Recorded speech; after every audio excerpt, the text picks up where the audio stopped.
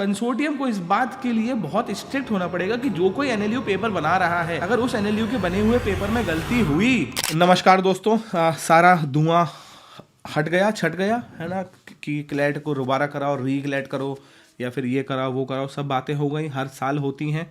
मैंने अपनी live video में भी कहा था और अब कह रहा हूँ फिर से, ना तो रीक्लैट होना था ना होगा, रिजल्ट आ चुका है। अब मेरी बात समझो आप सब लोग, सारे इंस्टीट्यूशंस, कंसोर्टियम से भी मेरी हाथ जोड़ के रिक्वेस्ट है, एक छोटी सी रिक्वेस्ट मेरी इस वीडियो में है जो कि मुझे लगता है बहुत ज़रूरी है इस बात को लेके कि क्या सच में फिजिबल सुधार हैं जो किए जा सकते हैं।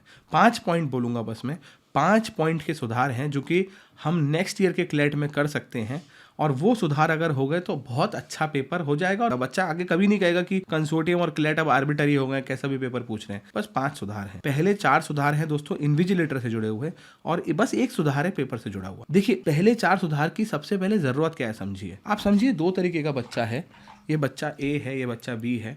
ये गया सेंटर पे, इसको 2 बजने में 10 मिनट पे पेपर मिल गया।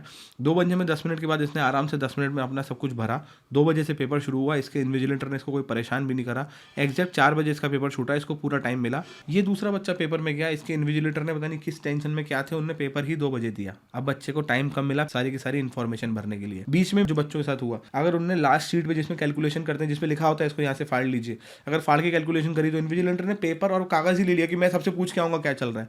या कहीं पे इन्विजिलेटर आ गया कि तुम ये टिक नहीं करोगे, जबकि 2 दिन पहले उन्होंने बोल दिया था कि आप आंसर टिक नहीं करोगे, पैसेज में कर सकते हो। या कहीं और इन्विजिलेटर आ गया कि तुम ये क्या कर रहे हो। अब उसकी वजह से क्या हुआ, इस बच्चे का बहुत टाइम खराब हुआ। अब दोनों केसेस में इक्वलिटी ऑफ अपॉर्चुनिटी खत्म, क्योंकि इस बच्चे को वो अपॉर्चुनिटी बराबर मिल ही नहीं पाई। तो सबसे पहला पॉइंट मेरा कि जब कभी कोई एग्जाम हो तो हर इन्विजिलेटर की, वो भी स्कूल या कॉलेज की जिम्मेदारी ले रहा है, वो उन इन्विजिलेटर्स की पहले एक छोटी सी ट्रेनिंग करवाए कुछ घंटों की, ये समझाने के लिए कि what to do and what not to do. पहला पॉइंट।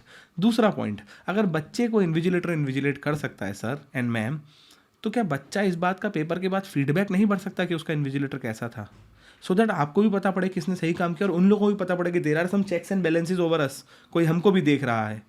तीसरा, कोई कंप्लेन फॉर्म नहीं हो सकता है जहां पे बच्चा इस बात की कंप्लेन करे कि हमारे साथ इन्विजिलेटर से ये दिक्कत हुई, सो दैट उस बच्चे को आप दोबारा पेपर मत कराएं, कुछ ना करें, कम से कम उस रूम पे कौन इन्विजिलेटर था जिसने गलती करी, ताकि उनको पता हो कि यार हम एकदम से कुछ भी आर्बिटरी रूम के अंदर नहीं कर सकते हैं, किसी का भविष्य दांव पे है और हमारी बात भी दांव पे है, कुछ तो रोक होनी चाहिए ना किसी के ऊपर। एंड चौथा point, all the respected authorities, कि हर रूम के अंदर अगर एक कैमरा लगा हो और उनको पता हो कि मेरी सारी हरकतें कैमरे में चेक हो रही है, मैं ही हा करके यहाँ बात करता हूँ, अगर मैं चिल्ला के चाय मांगता हूँ, अगर मैं फालतू में हल्ला करता हूँ, अगर, तो बच्चा डिस्टर्ब होगा और मेरी इस बात के लिए मेरे को पेनल्टी या डांट पड़ सकती है या फिर मेरे खिलाफ स्ट्रिक्ट एक्शन हो सकते हैं, तो वो अपने आप को सुधार के रहेंगे। बहुत छोटी बात होती है उस 2 घंटे में सही से रहना, जो कि रहा जा सकता है उस बच्चे के करियर के लिए जो आपकी औलाद नहीं है बट किसी की तो है, और पूरे साल पढ़ के सेंटर पे आया है सर, तो उसके माँ बाप बाहर खड़े हैं सर, वो इंतजार कर रहे हैं कि उसका पेपर अच्छा होगा। 2 घंटे की बात है सर, 2 घंटे अपने आप को सही से रखना है बस। एक बहुत हम्बल रिक्वेस्ट है मेरी सब लोगों से आप, तो प्लीज ये 4 पॉइंट मैं दोबारा बोल देता हूं। इन्विजिलेटर की ट्रेनिंग, इन्विजिलेटर के लिए फीडबैक फॉर्म, इन्विजिलेटर के लिए कंप्लेन,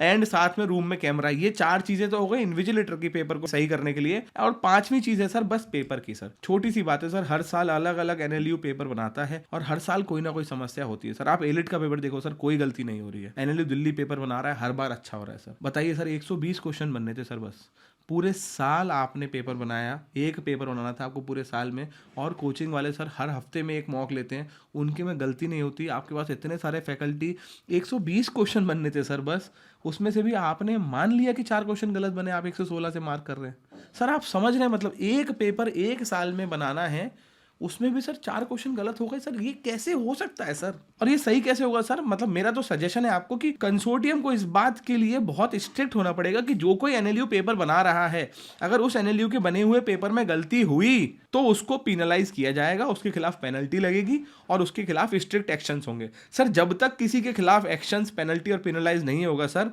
तब तक कुछ नहीं होगा सर। आप तो वकालत के टीचर हैं, आप सब वकालत सिखा रहे हैं, पढ़ा रहे हैं, आप सब जानते हैं सर, बिना सजा के, बिना डिटरेंस के कोई नहीं सुधरता सर। तो ये 5 पॉइंट मेरे हैं। आप सब बच्चों से मेरी ये गुजारिश है कि इसको शेयर करें, वीडियो को, लोगों को बताएं कि ये समस्या कैसे सही हो सकती है सर। ये 5 पॉइंट से हो जाएंगे सर। इस साल कोई दिक्कत नहीं, हो गया, पिछले सालों से हो रहा था। अगले साल का पेपर तो कम से कम अच्छा करें। अगले साल तो इन्विजिलेटर हर बच्चे के साथ इक्वल ट्रीटमेंट करे। अगले साल तो बच्चा बाहर निकल के ये कहे कि यार मेरी तैयारी में कमी रह गई थी, कोई बात नहीं, मेरे साथ अंदर कुछ गलत नहीं हुआ और पेपर में कोई गलती नहीं थी। इतना तो बच्चा कह सकता है सर, इतनी सी बात है सर मेरी बस। हर टीचर, हर पेरेंट सब इस बात के लिए सेंसिटिव रहें कि वो जो बच्चा पढ़ाई कर रहा है उसकी लाइफ, उसकी तैयारी, उसकी सीरियसनेस हम सबके लिए मजाक नहीं होनी चाहिए सर, बिल्कुल नहीं होनी चाहिए सर। अपना ध्यान रखें। नमस्कार, जय हिंद।